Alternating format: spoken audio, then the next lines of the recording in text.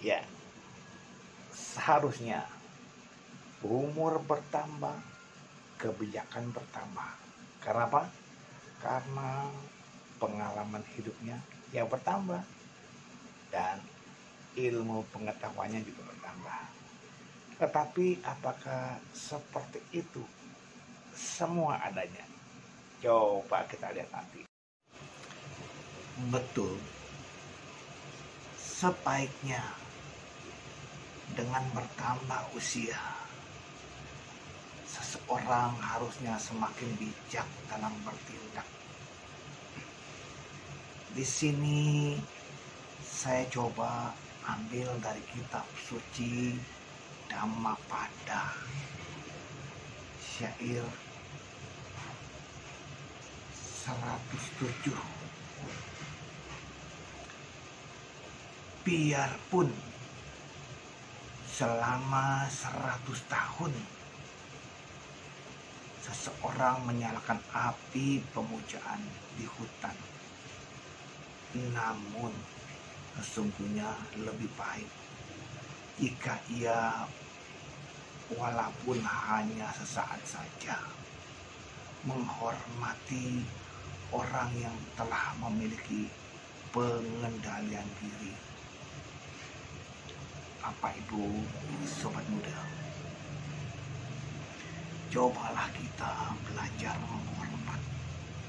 menghormat kepada orang yang lebih tua, belajar menghormat kepada orang yang memiliki pengendalian diri. Kenapa?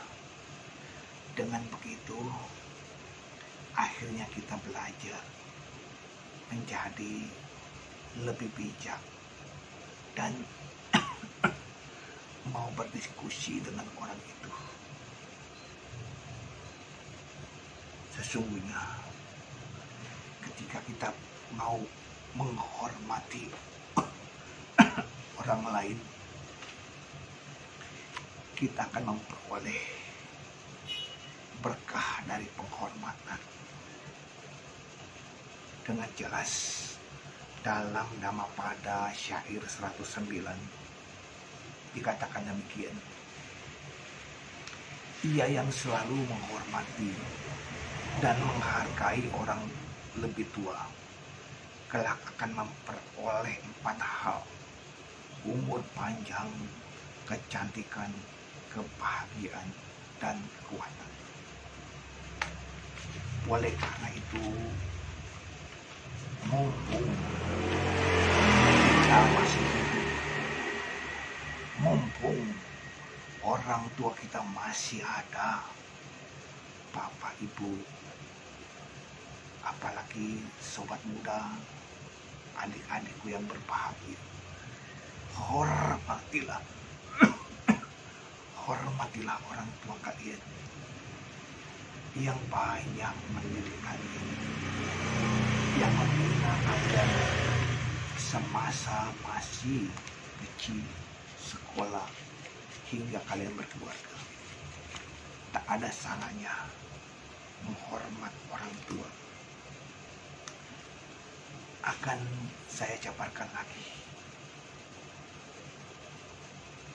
di sini dalam syair 111 dari Dhammapada.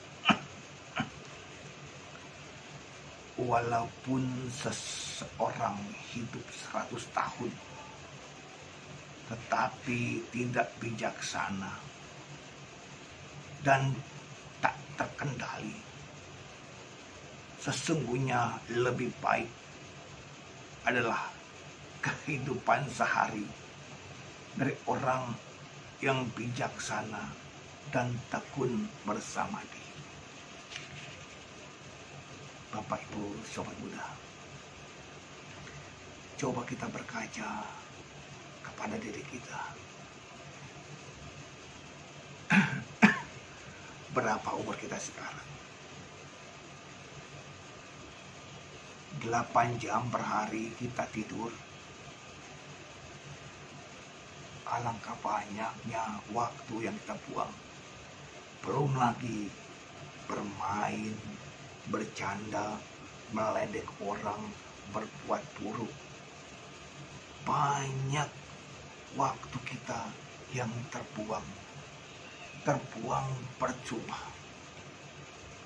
Oleh karenanya saat ini, mumpung masih hidup, kita manfaatkan. Mau belajar, bertanyalah kepada orang-orang yang pernah belajar. Apa? Banyak. Misalnya kita bertanya, belajar bagaimana membaca parita-parita suci. Belajar bagaimana mengikuti kebaktian-kebaktian. Pak, buat apa kebaktian? Jangan salah berpikir. Terkadang orang-orang belajar hanya kulitnya saja. Baru kenal sila bata paramasa, baru baca kata sila bata paramasa, langsung berkesimpulan. Jangan sembahyang tidak buat suci. Bukan begitu. Memang sila bata paramasa tidak ada pandangan yang tidak menganggap upacara saja yang bisa membawa pada kesucian.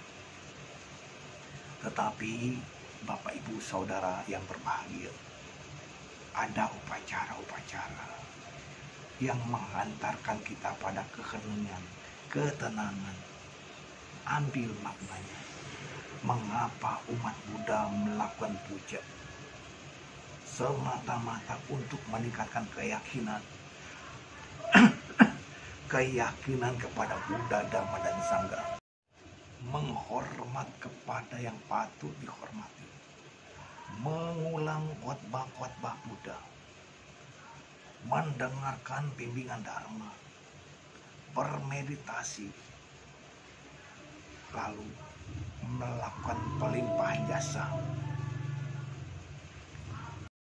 Manfaatkanlah waktu kita untuk melaksanakan puja.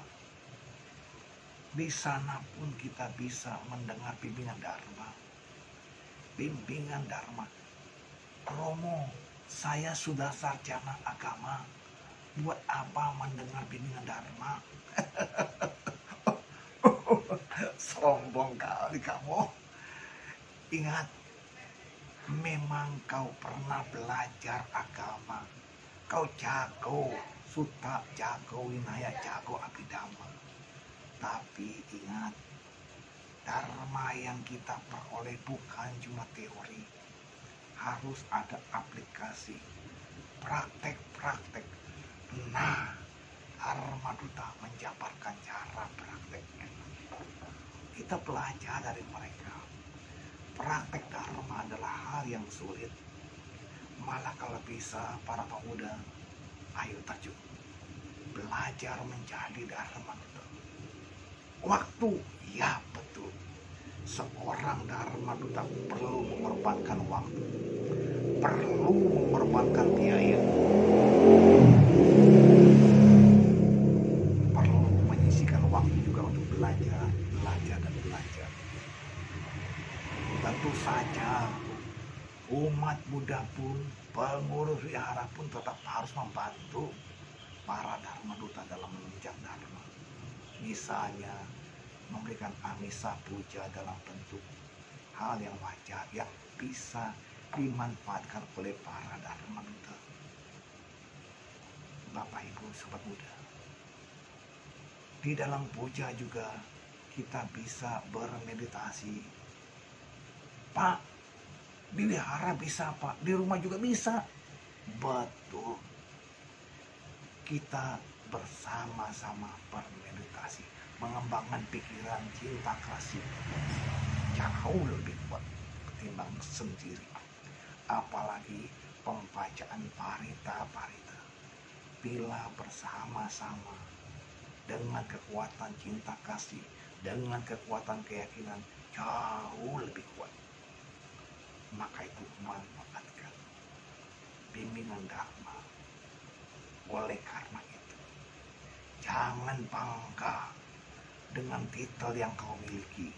Jangan bangga dengan usia yang telah tinggi pada dirimu, tapi belajar. Seorang yang telah banyak membaca, mempelajari secara teori harus mempraktekkan dan akhirnya mencapai penembusan itu yang akhirnya membawa pembebasan. Kita belajar agama Buddha bukan untuk jadi sombong, bukan untuk jadi perdebatan. Ingat, seorang yang pandai berdebat tentang agama Buddha bukan orang yang bijak. Maka itu menjadi belajar Dhamma, senang belajar Dhamma, semakin kita senang mengintrospeksi diri. Semoga kita semuanya berbahagia. Terima kasih. Saya berikan kembali pada teman saya. Uraian Dharma yang sangat singkat dan bermanfaat. Semoga kita bisa memanfaatkan hidup ini secara optimal untuk banyak-banyak belajar, dan kembali belajar. Untuk kemudian kita mempraktekkan Dharma dalam kehidupan sehari-hari. Semoga kita semuanya berbahagia selalu. Salam sehat, salam kasih, Namo Buddhaya.